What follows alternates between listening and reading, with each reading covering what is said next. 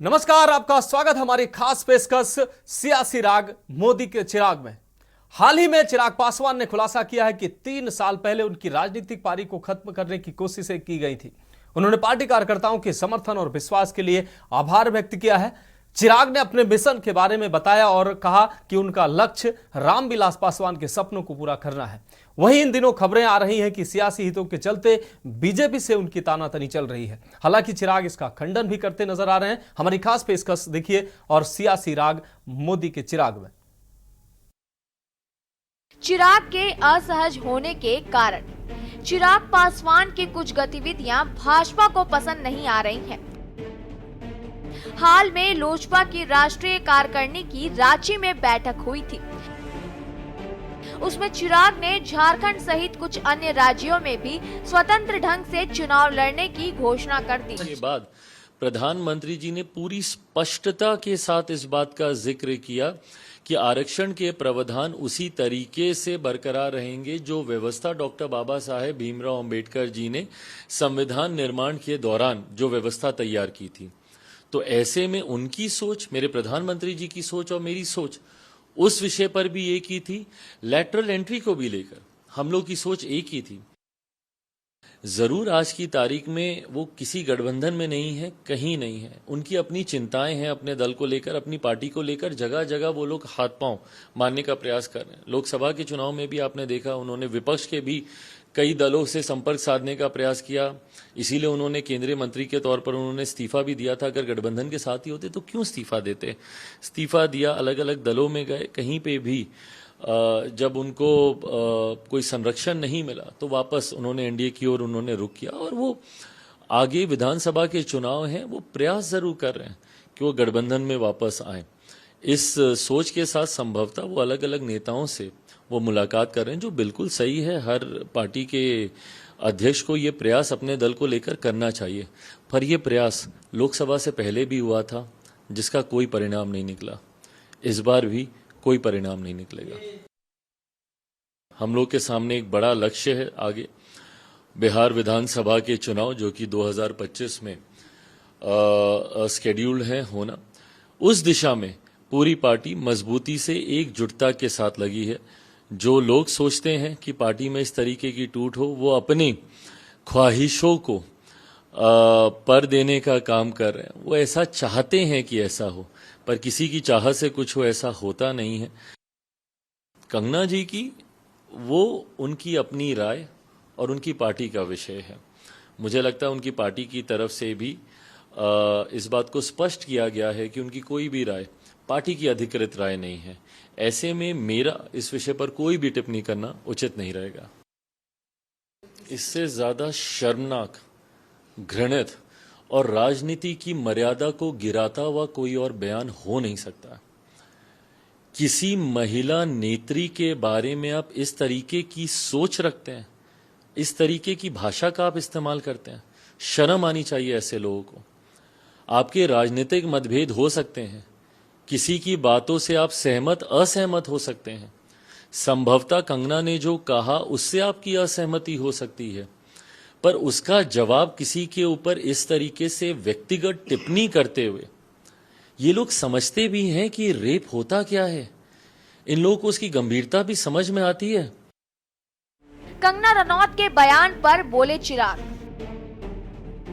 आपको बता दें कि इस मुलाकात के बाद विपक्षी नेताओं ने अटकलें लगाईं कि शाह इस बैठक के माध्यम से पासवान को अप्रत्यक्ष रूप से संदेश दे रहे थे कि वे बीजेपी से दूरी बनाकर नहीं चल सकते। हालांकि पासवान ने इन अटकलों को खारिज कर दिया और पारस के लोकसभा चुनाव से पहले की मुलाकात को भी निरर्थक बताया। चिराग पासवान ने इस दौरान अपनी पुरानी सह कलाकार और बीजेपी सांसद कंगना रनौत के विवादित बयान पर भी प्रतिक्रिया दी। उन्होंने कहा कि कंगना के बयान पर बीजेपी ने पहले ही स्पष्ट कर दिया था कि ये उनका व्यक्तिगत विचार था, बीजेपी इससे सहमत नहीं है।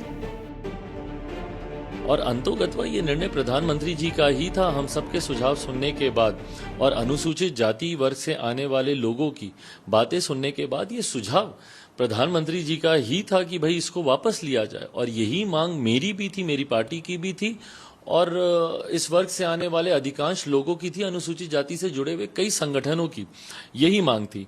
तो ऐसे में इस विषय पर भी हम लोग एक ही मत के थे। एक दो विषय और थे जिसका मैं जिक्र स्वतः ही कर दूं, वक्फ बोर्ड का मामला था, इस पे भी हमारी सरकार का फैसला उसको कमेटी में भेजने का था और यही सुझाव मेरा भी था। जब ये वक्फ बोर्ड का मामला आया उस वक्त हम लोगों ने भी यही चाहा कि भाई अगर ये कमेटी को जाता है, और आज की तारीख में मैं पूरी तरीके से कमेटी के फैसले के साथ हूं, क्योंकि कमेटी में हर स्टेक होल्डर को अपनी बातें रखने का मौका मिला है। हम लोग की भी चिंता ये थी कि किसी भी वर्ग के पास ये संदेश नहीं जाना चाहिए कि भाई बिना उनके राय मशवरे के उनके लिए फैसला लिया जा रहा है, और यही सोच सरकार की भी थी। सरकार ने पहले ही ये फैसला ले लिया था, जब हम लोग सदन में भी इस बिल को लेकर आए थे उससे पहले ही सरकार इस बात को लेकर स्पष्ट थी कि भाई हम लोग को कमेटी को भेजना है। तो ये जितने भी विषय हैं, इन तमाम विषयों पर मेरी और मेरी सरकार की, मेरे प्रधानमंत्री जी की सोच हम लोग की एक रही है। एक साथ मिलकर हम लोगों ने इन तमाम फैसलों को लिया है। पर मैं पुनः दोहराता हूं, विपक्ष के कई ऐसे साथी हैं जिनको मजा आता है डिवाइड एंड रूल की पॉलिटिक्स करने में। वो चाहते हैं कि भाई मतभेदों का बाजार गर्म रहे ताकि उनकी राजनीतिक रोटियां सिकती रहें। ये वो दल हैं जो अपनी पार्टी में टूट को रोक नहीं पाते, हमारी पार्टी में टूट की आस लगाए बैठे हुए हैं। ये वही लोग हैं जो अपने बड़े बड़े नेताओं को अपनी पार्टी में नहीं रख पाते, और उनकी पार्टी के बड़े दलित नेता हों, अलग अलग समाज के नेता हों, वो उनकी पार्टी को छोड़कर जा रहे हैं। पर उनका ध्यान है कि भाई किस तरीके से एनडीए में हम लोग दरार पैदा कर सकें।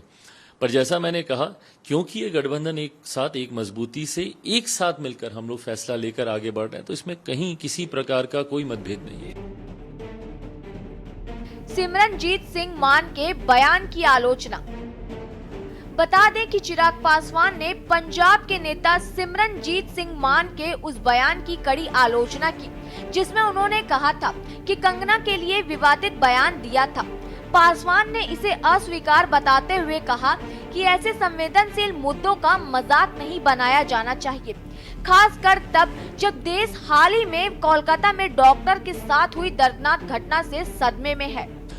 आज की तारीख में जो विपक्ष के द्वारा ये भ्रम फैलाया जा रहा है मेरी पार्टी और सांसदों को लेकर, ये उसी साजिश को हवा देने की सोच है जो 2021 में रची गई थी, और जिसकी वजह से इन लोगों को लगा था कि शायद चिराग पासवान को ये लोग समाप्त कर देंगे।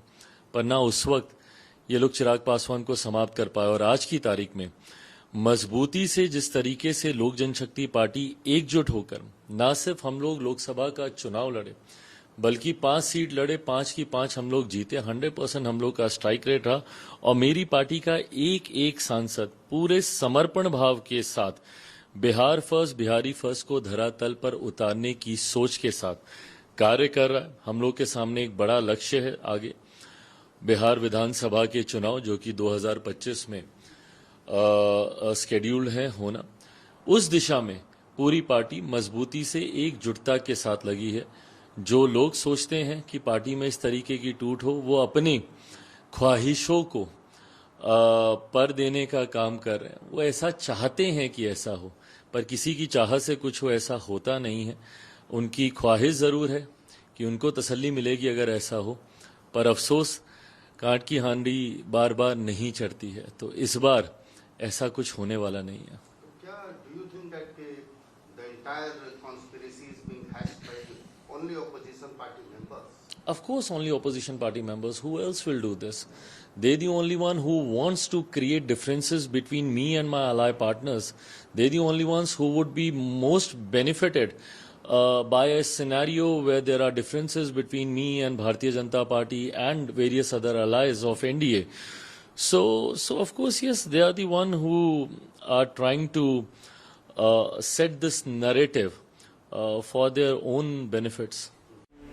चिराग को संतुलित करने के लिए बीजेपी बढ़ा रही पारस का भाव।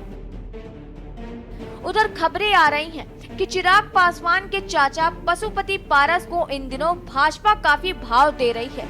पशुपति पारस पटना से लेकर दिल्ली में भाजपा के बड़े नेताओं से मिल रहे हैं, लेकिन इन सब के पीछे बीजेपी की सॉलिड रणनीति छिपी है। माना जा रहा है कि बीजेपी चिराग पासवान को झारखंड में पैर पसारने से रोकने के लिए ये चाल चल रही हो। हाल ही में गृह मंत्री अमित शाह से पारस की मुलाकात हुई। दरअसल भाजपा से भाव न मिलने से दुखी पारस ने कुछ दिनों पहले अपने दम पर विधानसभा चुनाव लड़ने की घोषणा की थी, लेकिन भाजपा की प्रतिक्रिया तब आई जब लोजपा के राष्ट्रीय अध्यक्ष और केंद्रीय मंत्री चिराग पासवान केंद्र सरकार से जुड़े कुछ संवेदनशील मामलों पर सार्वजनिक मंच पर टिप्पणी करने लगे। बिहार प्रदेश भाजपा अध्यक्ष और पारस के बीच हुई मुलाकात का प्रभाव तुरंत नजर आया। 4 दिन बाद ही पारस की केंद्रीय गृह मंत्री अमित शाह से मुलाकात हो गई। उसके बाद से पारस खेमे में उत्साह का माहौल बना। समर्थकों को लग रहा है कि केंद्र सरकार पारस के पुनर्वास के बारे में भी विचार कर सकती है। पारस ने कहा, हमें तो ये भी नहीं पता कि हम भी राजग के अंग हैं। देखिए, जिन विषयों का आप जिक्र कर रहे हैं उसमें मैं मेरे गठबंधन के साथी और खास तौर पे गठबंधन के सबसे प्रमुख साथी भारतीय जनता पार्टी, मेरे प्रधानमंत्री, मेरी सरकार, हम लोग उस फैसले में एक साथ ही थे।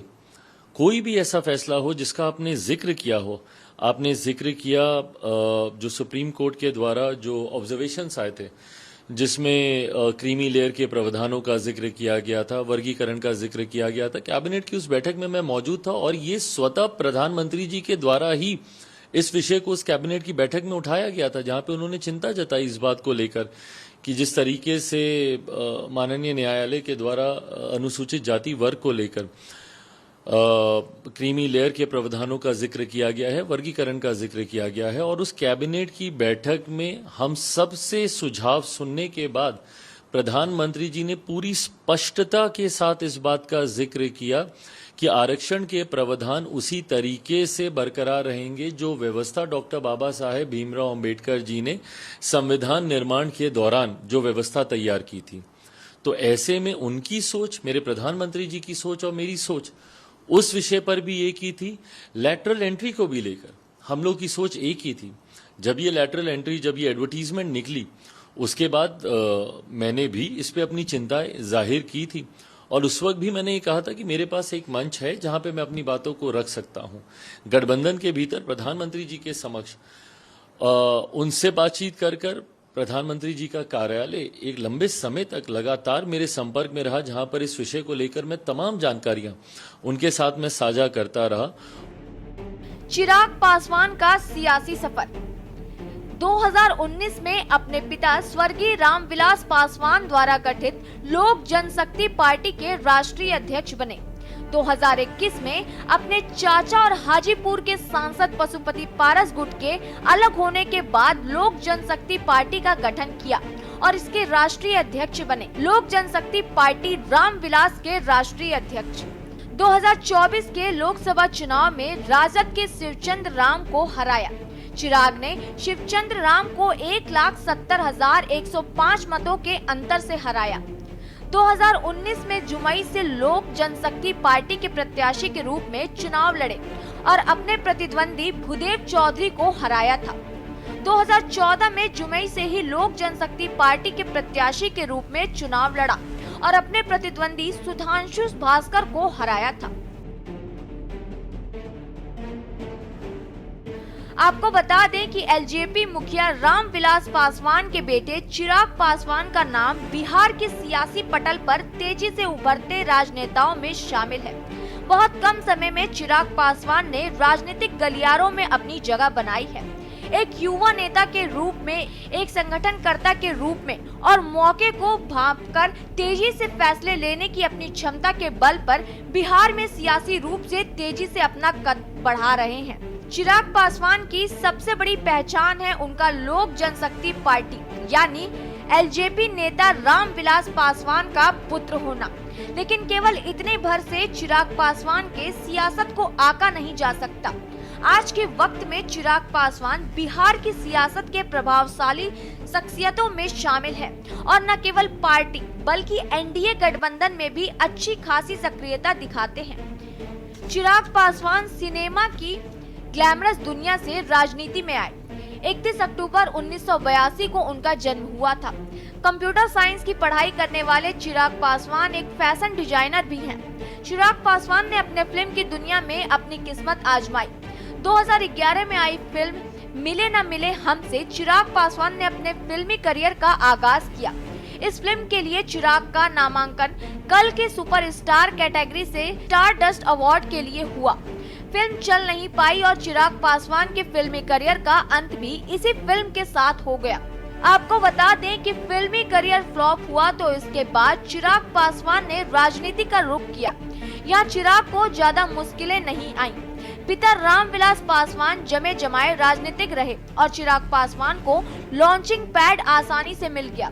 हालांकि जब चिराग पासवान ने राजनीति में कदम रखा तो रामविलास पासवान के लिए मुश्किल का दौर था। लोकसभा चुनाव में पार्टी का खाता तक नहीं खुला था और खुद रामविलास पासवान जैसे तैसे राज्यसभा तक पहुंचने का जुगाड़ बनाए पाए थे। राज्य विधानसभा में पार्टी की सदस्य संख्या कोई प्रभाव छोड़ने लायक नहीं थी। चिराग पासवान ने इस मुश्किल घड़ी में राजनीति का दामन थामा और पार्टी के लिए नए सिरे से संभावनाएं तलाशने का काम शुरू किया। लोजपा तेजी से अलोकप्रिय हो रही यूपीए के खेमे में दिख रही थी और धर्मनिरपेक्षता के नाम पर रामविलास पासवान के लिए भाजपा के खेमे में जाना मुश्किल लग रहा था, खासकर जब भाजपा नरेंद्र मोदी के नेतृत्व में आगे बढ़ने का फैसला कर चुकी थी। चिराग पासवान ने यहीं से पार्टी की सियासत का रुख और राजनीतिक किस्मत दोनों को बदलने वाला फैसला किया। जब नीतीश कुमार नरेंद्र मोदी के खिलाफ भाजपा से अलग हो गए तो भाजपा को बिहार में नए साथी की तलाश थी। 2014 के आम चुनावों के लिए ऐसे वक्त में एलजेपी भाजपा के साथ खड़ी हुई। माना गया कि रामविलास पासवान और एलजेपी के इस फैसले के पीछे पूरी तरह से चिराग पासवान की रणनीति काम कर रही थी। चिराग पासवान के इस फैसले ने सब कुछ बदल दिया। भाजपा को चुनावों में स्पष्ट बहुमत मिला। लोक जनशक्ति पार्टी के 6 सांसद चुनकर लोकसभा पहुंच गए। सियासत और रणनीति में आए इस बदलाव ने एलजेपी को केंद्र की सरकार में सहयोगी बनाया। स्पेशल डेस्क के न्यूज इंडिया।